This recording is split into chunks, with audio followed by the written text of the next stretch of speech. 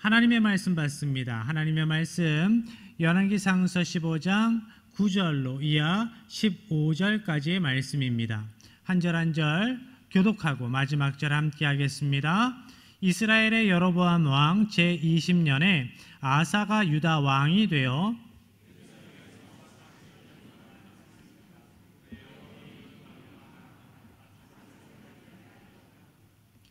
아사가 그의 조상 다윗같이 여호와 보시기에 정직하게 행하여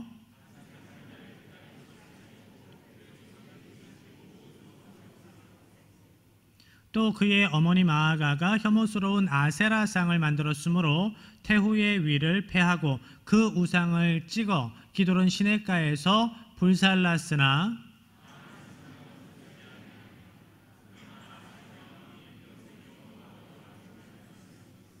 함께합니다. 그가 그의 아버지가 성별한 것과 자기가 성별한 것을 여호와의 성전에 받들어 드렸으니 곧 은과 금과 그릇들이더라. 아멘.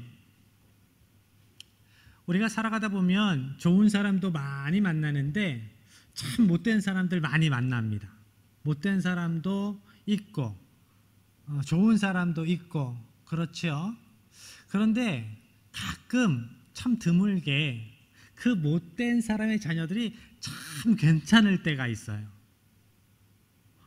그때 우리는 이렇게 이야기합니다. 야, 신기하다. 어떻게 그런 부모 밑에서 저런 자녀가 나오지?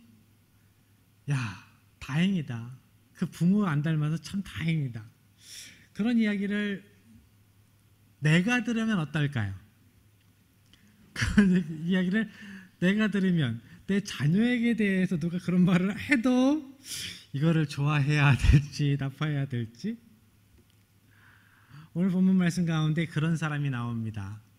부모들은 참 별 볼 일 없는데 믿음에 신실한 믿음으로 그 인생을 잘 살아가려고 애썼던 한 사람, 바로 유다 왕 아사, 그 사람입니다. 오늘 본문의 말씀으로 들어가지요. 9절 10절입니다.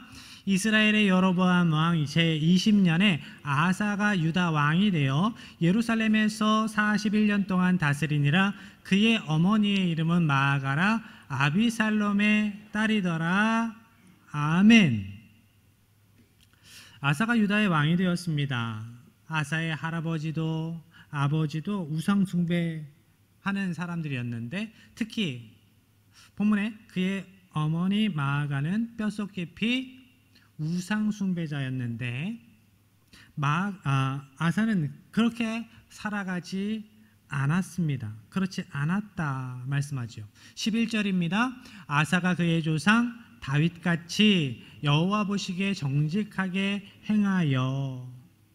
열왕기서에 보면 그가 다윗같이 행했다라는 것은 하나님께서 보시기에 그가 믿음으로 살아갔다는 겁니다. 하나님께서 인정하시는 선한 왕이었다는 겁니다. 하나님께서 인정하시는 선한 왕은 어떤 왕일까요? 진정한 왕이신 하나님의 말씀, 하나님의 명령에 순종해서 하나님께서 기뻐하시는 삶을 살아가는 것, 하나님의 말씀을 기준 삼아서 자기에게 맡겨진 직분을 감당하는 왕을 선한 왕으로 여기시지요. 아사는 비록 그의 아버지가 우상 숭배자였지만 자신은 그렇게 살지 않겠다고 결단을 합니다. 믿음의 선조 다윗처럼 믿음으로 살아가기 위해서 애썼습니다. 아사가 다윗처럼 믿음으로 살아가기 위해 애쓴 모습을 한번 살펴보지요. 먼저 아사는 다윗처럼 더러운 죄를 끊어내기 위해서 애썼습니다. 본문의 말씀 12절 상반절에 남색하는 자를 그 땅에서 쫓아내었다라고 말씀합니다. 남색하는 자, 동성애자를 그 땅에서 쫓아냈습니다. 여러분, 동성애가 사랑일까요? 죄일까요? 죄입니다. 아무리 아름다운 것으로 포장해도 죄예요. 그것이 왜 죄입니까? 하나님께서 죄라고 하셨으니까. 여러 가지 이유를 들어서 동성애는 여러 가지 병이 나올 수도 있고요. 이래서 잘못됐고 저래서 잘못됐고요. 윤리적인 문제, 도덕적인 문제를 이야기할 수 있지요. 그런데 믿음의 사람의 기준은 다른 게 아닙니다. 하나님의 말씀이지요. 그것이 하나님의 창조 질서를 거스르는 것이기 때문에 죄입니다. 하나님의 명령, 하나님의 법을 거스르는 것은 모두 죄입니다. 그것이 하나님의 백성들의 기준이 되어야 하지요. 아사는 그 땅에서 더러운 죄를 뽑아냈습니다. 다윗도 더러운 죄를 끊어내기 위해서 참으로 많이 애썼죠. 분명 다윗도 죄를 지었습니다. 자기의 충직한 신하 우리아의 아내를 범했고, 자기의 충직한 그 신하 우리아를 자기의 죄를 덮기 위해서, 은닉하기 위해서 교살했습니다. 그런데 그가 다른 이들과 달랐던 것은 하나님께서 그 죄를 드러내셨을 때 철저히 회개하고 그 죄를 끊어내기 위해서 열심히 애썼다라는 거죠. 하나님께서 그 죄를 하나님의 백성을 통해서, 하나님의 종을 통해서 드러내셨을 때 많은 이들이, 믿음이 있다고 하는 이들조차도 자기의 죄가 드러나면 회개하기보다 화를 냅니다. 분을 내지요. 그 죄를 드러낸 사람을 적대시하지요. 하나님께 대한 믿음을 완전히 저버리는 이들도 있고. 그런데 다윗은 그렇지 않았습니다. 하나님께 회개하고 눈물로 그 침상을 적셨습니다. 그리고 노년에 다윗의 육신의 힘이 다해갈 때, 죽음이 그 눈앞에 있을 때 다윗의 신하들이 다윗의 몸이 차가워지고 있다는 것을 알고 전국의 수배를 내려서 아름다운 여인을, 수넴 여인 처녀 아비삭을 데려와서 다윗의 침상에 들여보내지요. 그런데 다윗은 그 아름다운 처녀 아비삭을 품지 않습니다. 관계하지 않아요.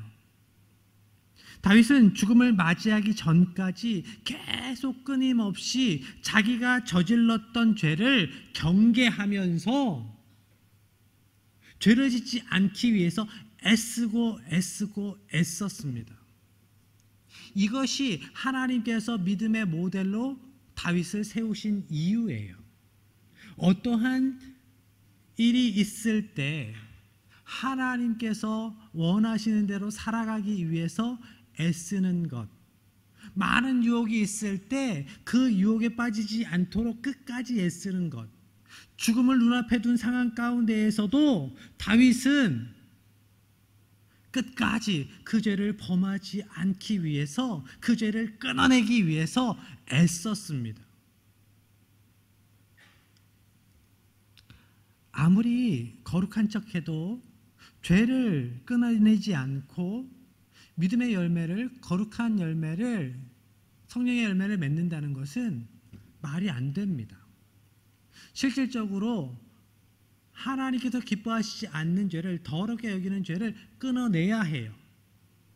그래야 하나님께서 우리의 삶 가운데에 역사하십니다. 아무리 말을 거룩한 척 하더라도 그가 계속 거짓말하고 사기치고 그가 계속 사람들을 괴롭히고 하나님께서 기뻐하시지 않는 일을 한다면 그는 믿음이 있는 사람이 아니지요. 믿음 없는 사람입니다. 그의 행실을 보고 아는 거죠. 믿음으로 살아가는가 아닌가.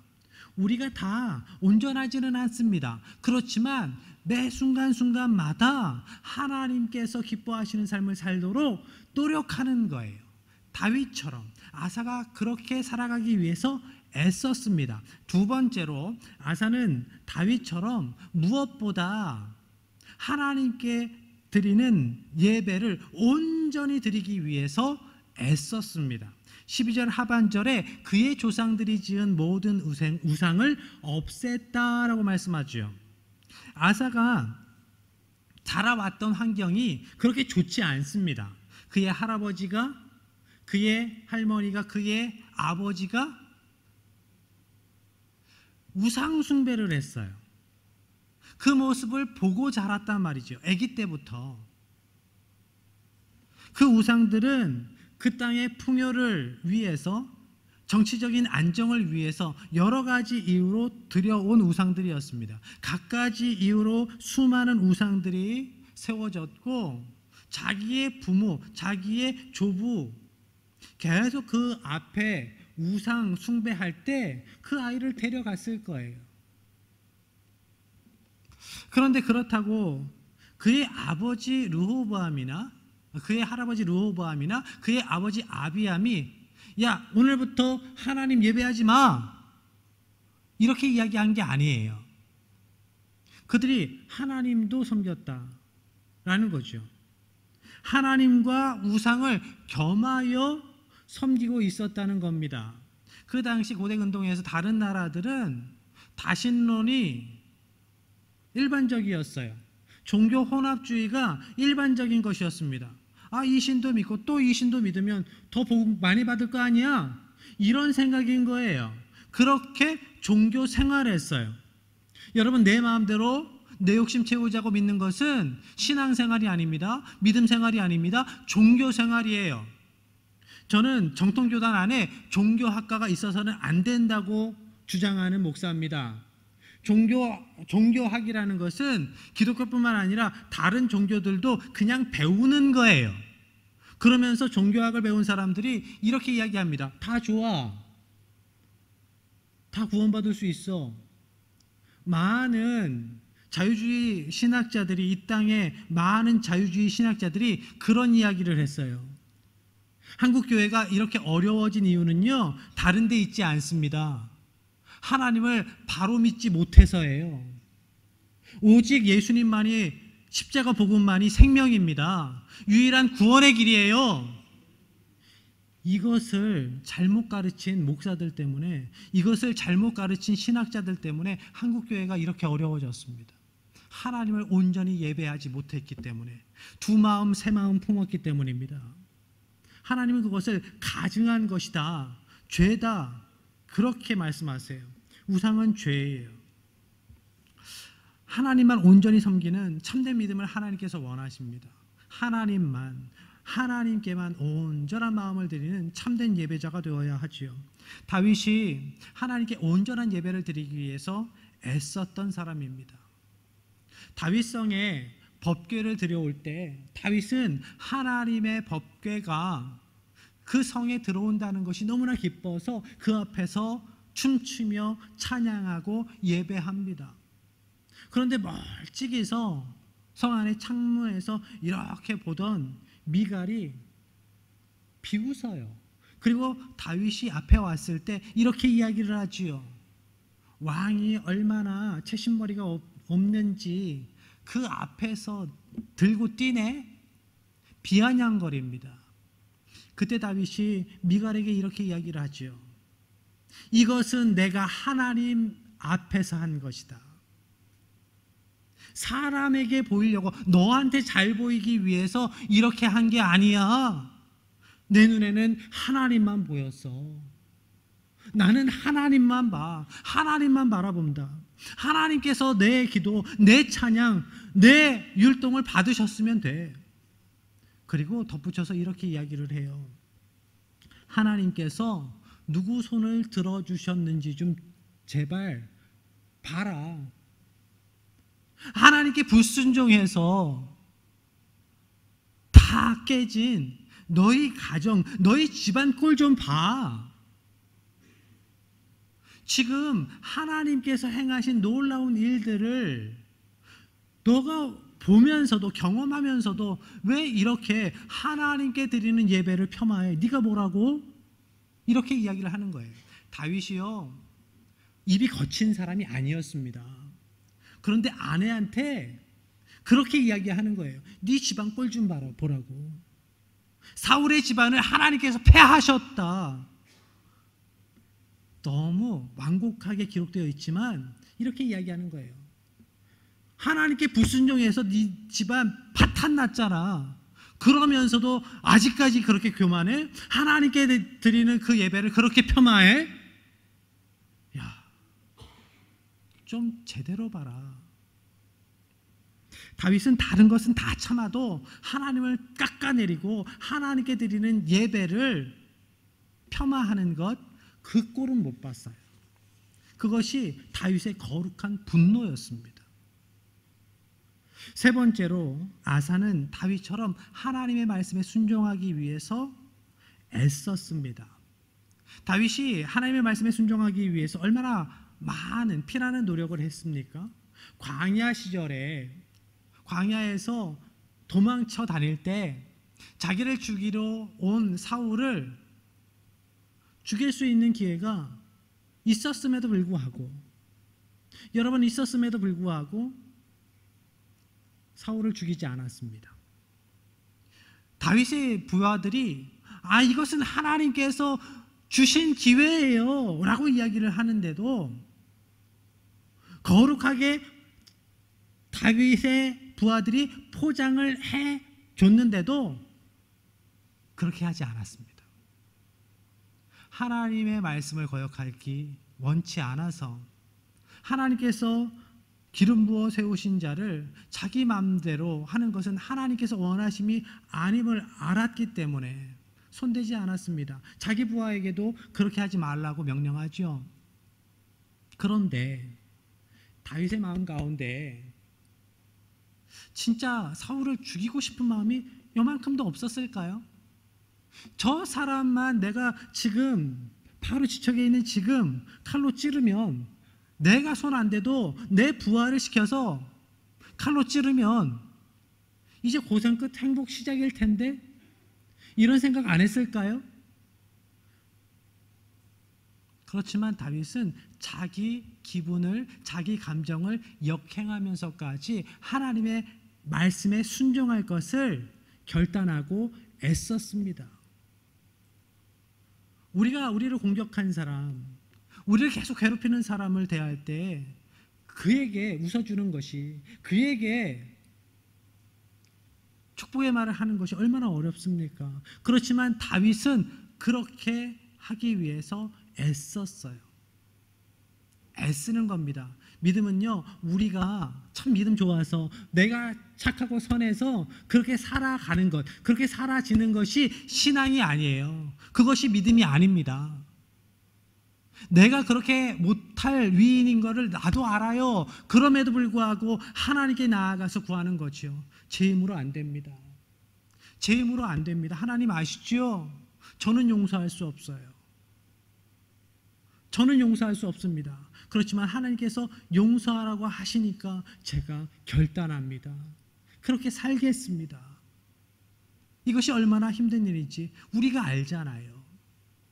다윗이 그렇게 살아가기 위해서 애썼습니다. 아사도 다윗처럼 하나님의 말씀을 따르기 위해서 애썼어요.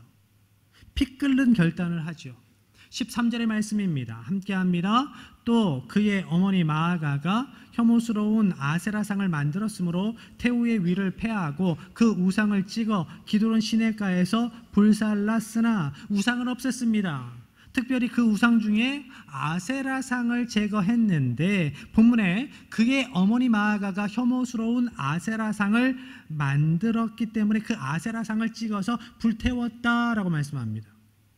그런데 성경을 지난주부터 잘 읽어보신 분은 이상하다 하는 부분을 발견하셨을 거예요. 아사의 아버지 아비암의 어머니의 이름이 누구라고요? 마아가라고 했어요. 그런데 아사의 어머니의 이름이 또 마아가라고 하네요. 어떻게 된 걸까요? 시어머니하고 며느리의 이름이 똑같은 걸까? 아니에요. 자, 우리나라에서 이야기하는 호칭들이 많습니다. 이런 거죠. 삼촌, 오촌, 당숙, 칠촌, 재종숙부. 7촌 이상 가면 머리 아파요. 그렇죠? 그런데 각각의 호칭들이 딱 많이 정해져 있습니다. 그런데 영어로 하면 삼촌, 오촌 당숙, 칠촌 재종 숙부가 다 엉클이에요.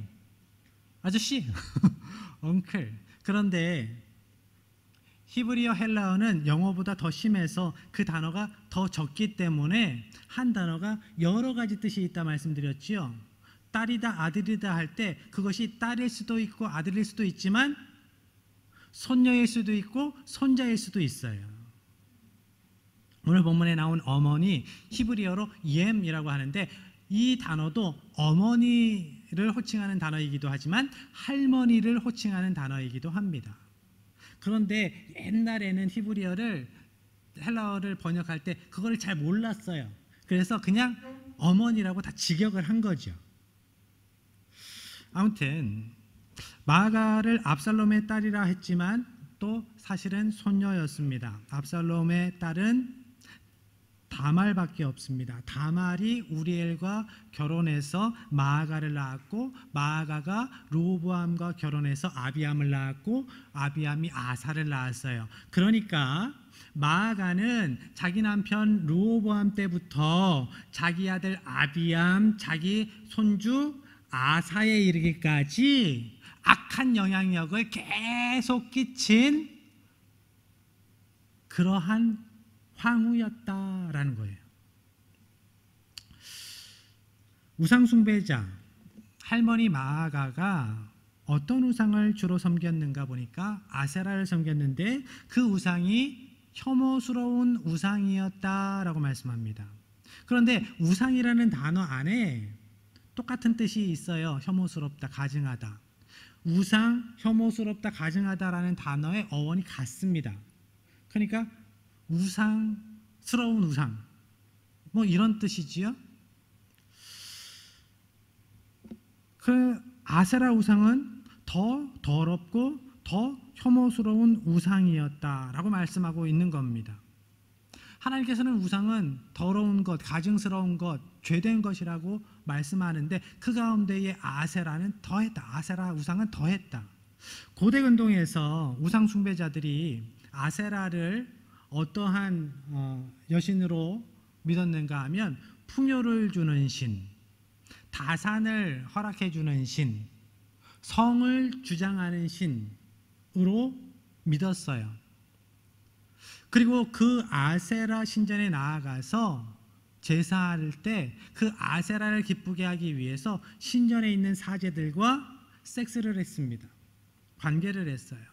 더러운 모습으로 혼음하는 모습을 할아버지 할머니가, 아버지 어머니가 그렇게 우상단지 앞에서 그런 짓을 하는 것을 아사가 어렸을 때 보고 자라난 거예요.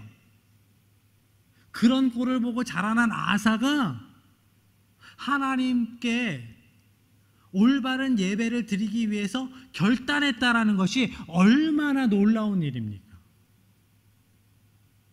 그래서 하나님께서 아사를 어여삐 여기세요. 귀하게 여기세요. 하나님께서는 남자와 여자가 만나서 사랑하고 부부가 되어서 한 가정을 꾸리고 그 가정의 울타리 안에서 부부의 관계 가운데에 아름다운 성을 누리고 하나님께서 주신 창조 질서를 누리면서 아름답게 성장해 나가기를 원하십니다. 그런데 하나님께서 아름답게 만드신 그 성과 그 창조 질서를 더러운 방법으로 깨버리는 우상이었기 때문에 혐오스러운 우상, 우상 중에 우상이라고 말씀하고 있는 거예요. 아사는 그런 우상 숭배를 하나님께서 가증스럽게 여기신다라는 것을 알고 그 우상을 찍어서 기드론 시내로 가져가서 불태웁니다.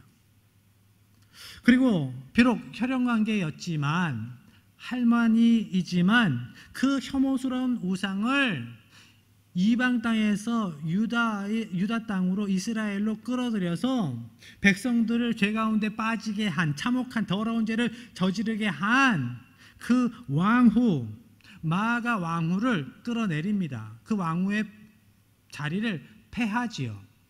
평민으로 강등시키는 거예요. 마아가가 그 자리에 있으면 계속 악한 영향력을 백성들에게 그 나라에 끼칠 것이기 때문에 그것을 묶어두는 겁니다. 그런데 이것이 아사 왕에게 쉬운 일이었을까요?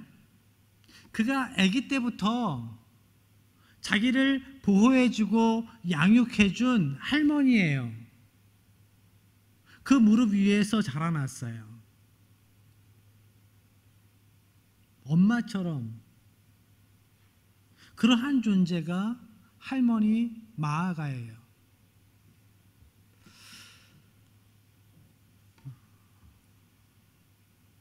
그리고 정치적으로 생각했을 때 3대에 걸쳐서 왕후의 자리에서 영향력을 끼치고 있다는 것은 어찌 보면 왕보다 더 많은 인맥을 가지고 있다는 것이고 더 큰 정치적인 힘을 갖고 있다는 거죠. 그런 할머니를 폐위시킨다는 것은 자기 정치 생명을 거는 일입니다. 자기 생명을 거는 일이에요. 그런데 하나님께 온전히 예배하기 위해서 생명 걸었다는 거죠. 인간의 정으로는 힘든 일입니다. 정치적인 역학관계로 생각해도 어려운 일이에요. 그럼에도 불구하고 아사는 믿음의 강단을 가지고 그 일을 해냅니다. 그렇게 영적 질서를 세워가지요. 그렇지만 아사의 종교개혁이 100% 온전한 것은 아니었습니다. 본문 14절 상반절에 다만 산당은 없애지 않았다라고 말씀하시죠. 이 산당은 후대에 우상숭배를 하게 되는, 자손들이 우상숭배를 하게 되는 빌미가 됩니다. 그리고 후에 아사왕은 북이스라엘과의 싸움에서 다른 나라를 끌어들여요. 아람왕 베나닷에게 뇌물을 주면서 이렇게 이야기를 합니다. 당신이 북이스라엘 왕과 화친조약을 맺었는데 우리가 지금 좀 힘드니까 우리가 돈 많이 줄 테니까 북이스라엘을 좀 공격해줘요 라고 해요. 그래서 아람왕 베나닷이 북이스라엘을 공격해서 북이스라엘이 공사하던 것들을 다 내려놓고 후퇴합니다.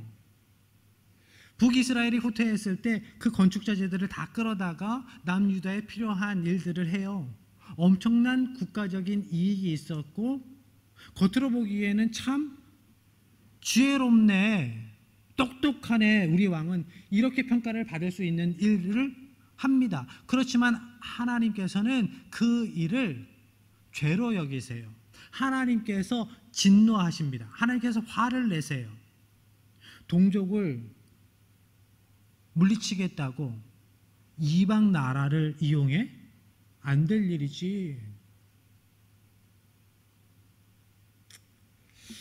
또 노년에는 병이 들었지만 하나님께 간구하지 않고 의원들의 도움만 구하다가 죽었다라고 말씀합니다. 의원들의 도움도 구해야 되지요. 하나님께서 우리에게 주신 은혜의 방법들이기 때문이에요. 지혜롭게 살아가야 합니다. 그런데 하나님께 기도하지 않고 의원의 도움만 구했다라는 것이 문제입니다. 믿음이 전혀 없었다라는 거예요. 아픈 상황에서도 하나님을 찾지 않았다. 배부를 때 하나님을 잊는 사람들이 많습니다. 그런데 웬만하면 힘들면 더 간절히 기도하게 되어 있는데 그것이 보통 사람들의 모습인데 아사는 그렇게도 하지 않았다라는 거예요. 2년을 그래서 시름시름 앓다가 죽게 됩니다. 그렇지만 하나님께서는 아사의 마음의 중심이 온전하였다라고 말씀하고 있어요.